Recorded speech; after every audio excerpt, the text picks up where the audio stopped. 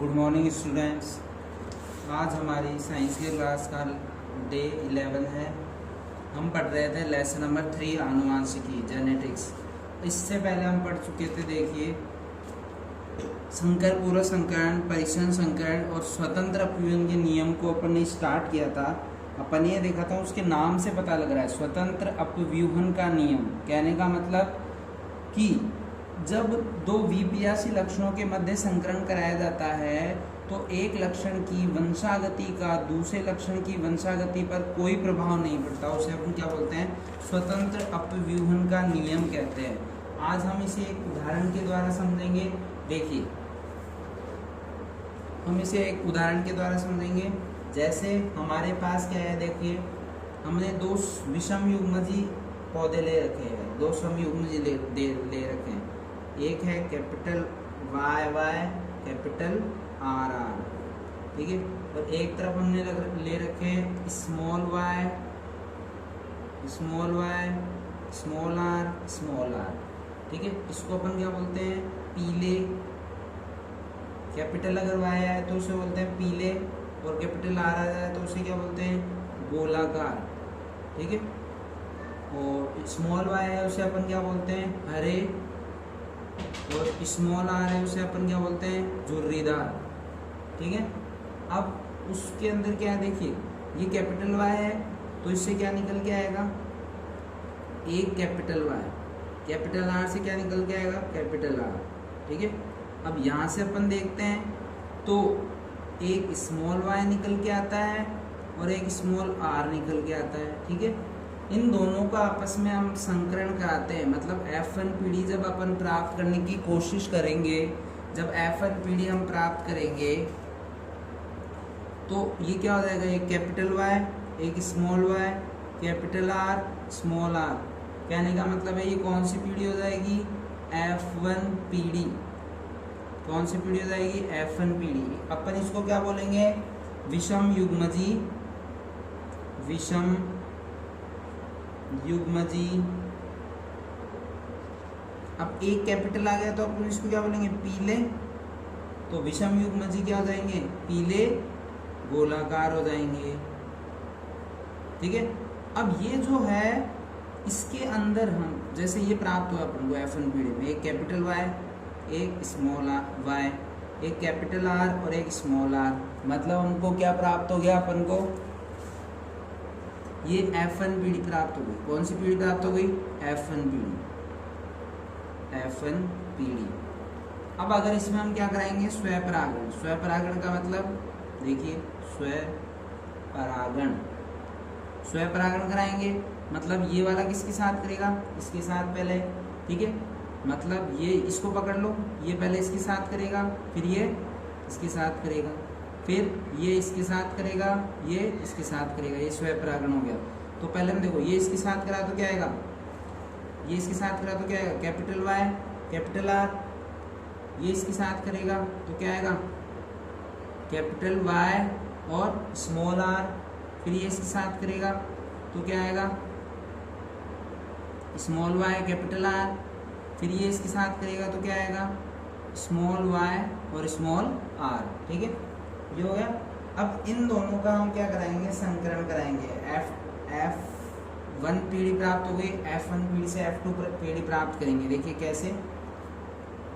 अब इसके अंदर हम क्या करेंगे? देखिए यहाँ पे करते हैं इसको, ठीक है। तो कैसे होगा? देखो, यहाँ पे अपन ने इससे पहले क्या पढ़ा था कि कैपिटल वाई, ये देखिए अपन इस थोड़ा पीछे आ जाते हैं। जैसे हमारे पास ये प्राप्त हो गई तो इसमें ये 1 2 3 4, ये क्या करेंगे? स्वतंत्र रूप से क्या करेंगे? अभिक्रिया करेंगे। ये क्या करेंगे? स्वतंत्र रूप से अभिक्रिया करेंगे। ये स्वतंत्र है, तभी तो इसका नाम हमने दिया था स्वतंत्र अपव्यूहन का नियम। मतलब एक लक्षण की वंशागति का दूसरे लक्षण की वंशागति पर कोई प्रभाव नहीं पड़ता। तो देखिए क्या करेंगे हम? कैपिटल वाई, कैपिटल आर, फिर यहाँ पे लेंगे कैपिटल वाई, स्मॉल आर, फिर small R, small Y, capital R, small Y, small R, ठीक है। सेम ऐसा कैसे अपन यहाँ बना देंगे, क्या लिखेंगे, capital Y capital R, capital Y small R, small Y capital R, small Y small R. ठीक है,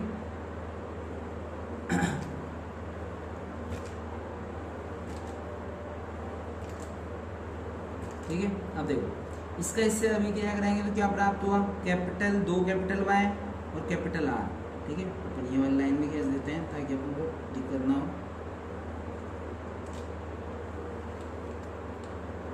ठीक है, फिर इसका इससे कराएंगे तो क्या प्राप्त हुआ, 2 कैपिटल वाई 1 स्मॉल आर। फिर इसका इससे कराएंगे capital Y small Y capital R capital R. फिर इसका इससे कराएंगे तो क्या प्राप्त होगा, capital Y small Y capital R small R. फिर इसका इससे कराएंगे तो कहने का मतलब सिंपल सा है, ये है इसका इससे कराएंगे, फिर इसका इससे कराएंगे, फिर इसका इससे कराएंगे, फिर इसका इससे कराएंगे। ठीक है, तो इसका इससे कराएंगे तो क्या आएगा, capital Y capital R small R capital Y small R capital Y capital R small R. इसका ऐसे कराएंगे कैपिटल वाई स्मॉल आर। इसका ऐसे कराएंगे तो क्या प्राप्त होगा, capital Y small Y capital R. इसका ऐसे कराएंगे capital Y capital R small R. फिर इसका ऐसे कराएंगे तो स्मॉल वाई कैपिटल आर। इसका ऐसे कराएंगे तो small Y capital R small R. इसका ऐसे कराएंगे तो कैपिटल वाई। इसको आपको घर पे एक बार बना के भी देखना है, क्योंकि ऐसे मैं लिख रहा हूँ तो ऐसे समझ में नहीं आएगा। ठीक है, बार बार प्रैक्टिस करेंगे तो आ जाएंगे। देखो इसका ऐसे कराएंगे तो क्या है, देखो यहाँ पे कैपिटल वाई स्मॉल वाई लिख देंगे। फिर इसका क्या है, कैपिटल आर है स्मॉल आर है। फिर इसका इससे क्या रहेंगे, capital R small Y capital Y small R Y small R. इसका ऐसे कराएंगे तो small Y capital R small R. इसका ऐसे कराएंगे तो स्मॉल वाई स्मॉल आर। अगर अपन हिंदी लिखना चाहें तो मैं 1-2 भी बता देता हूँ। देखिए मैंने क्या कहा था, जैसे वहाँ पे अपन ने पढ़ा था कि एक भी जैसे स्टार्टिंग में पढ़ा था, अगर एक भी टी आ जाए तो वो लंबा हो जाता है। ठीक है, तो उसी प्रकार अगर इसकी बात करें तो एक भी कैपिटल वाई अगर आ गया तो ये क्या हो जाता है, पीला हो जाता है।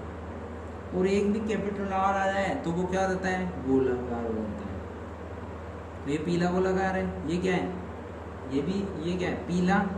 भाई एक कैपिटल आ गया लेकिन यहाँ पे दोनों स्मॉल है तो ये क्या हो जाएगा, पीला झुर्रीदार हो जाएगा। ये क्या है, हरा है, दोनों स्मॉल है ना, और यहाँ पे कैपिटल है तो हरा गोलाकार हो जाएगा।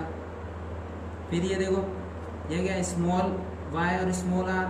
तो स्मॉल वाई है तो स्मॉल क्या हो जाता है, हरा। फिर ये क्या हो जाएगा, झुर्रीदार। ठीक है, ऐसे इस प्रकार लिखेंगे। चलो अपन पूरा लिख ही देते हैं एक बार, क्योंकि अपने पास अभी थोड़ा सा टाइम है। ये क्या हो जाएगा, पीला हो जाएगा।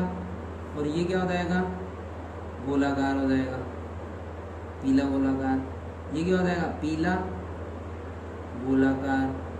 ये क्या हो जाएगा, हरा गोलाकार।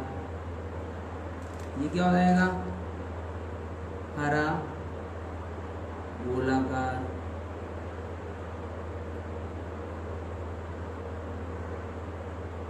ठीक है, ये क्या हो जाएगा, पीला झुर्रीदार। ये क्या हो जाएगा, पीला गोलाकार। ये क्या हो जाएगा, पीला ये क्या हो जाएगा, पीला झुर्रीदार। ठीक है, ये क्या हो जाएगा, पीला, और ये क्या हो जाएगा, गोलाकार। ठीक है, ये क्या हो जाएगा, पीला गोलाकार। ये क्या हो जाएगा, पीला गोलाकार। ठीक है, ये क्या हो जाएगा, पीला गोलाकार। ये क्या हो जाएगा, पीला गोलाकार।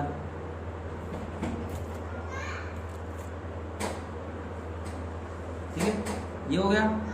अब अगर इसकी अपन बात करें लक्षण प्ररूप और जीन प्ररूप की अगर बात करें, तो लक्षण प्ररूप अगर बात करें अपन लक्षण प्ररूप का अगर बात करें तो क्या हो जाएगा 9:3:3:1। अगर अपन जीन प्ररूप की बात करें तो क्या हो जाएगा वही अलग अलग, तो क्या हो जाएगा देखो 1:2:4:1:1:2:1:1। ठीक है, ये इसका क्या हो जाएगा लक्षण प्ररूप हो जाएगा। अब ये हो गया खत्म। ये जो कल से अपन स्टार्ट किया था स्वतंत्र पूर्णबंध नियम, ये मोस्ट इम्पोर्टेंट टॉपिक है इस चैप्टर का। ठीक है, ये यहाँ खत्म हो गया। अब इसका लास्ट टॉपिक है अपने पास मेंडल के वंशागति के नियमों का महत्व। ठीक है, पहला नियम क्या है कि घातक जीन अप्रभावी होने के कारण प्रभावी जीन की उपस्थिति में व्यक्त नहीं हो पाते। ठीक है, दूसरा अपने पास क्या है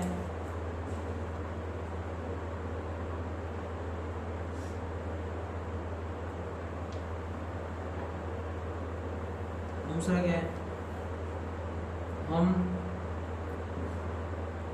उपयोगी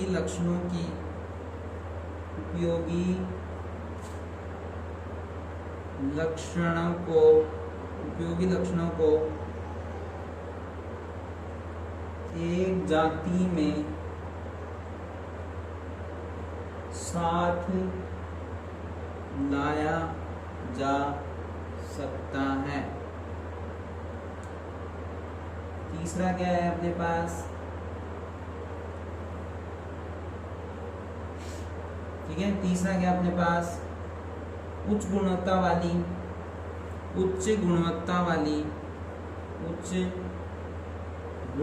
वाली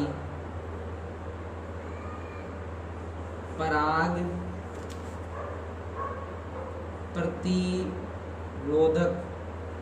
प्रतिरोधक फसलों की उत्पत्ति में सहायक है।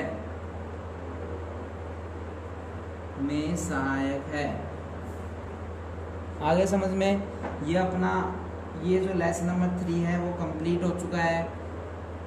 अभी कल का अपने पास टाइम है, मतलब अपन इस पूरे चैप्टर को ढंग से एक बार रिवाइज कर लें, और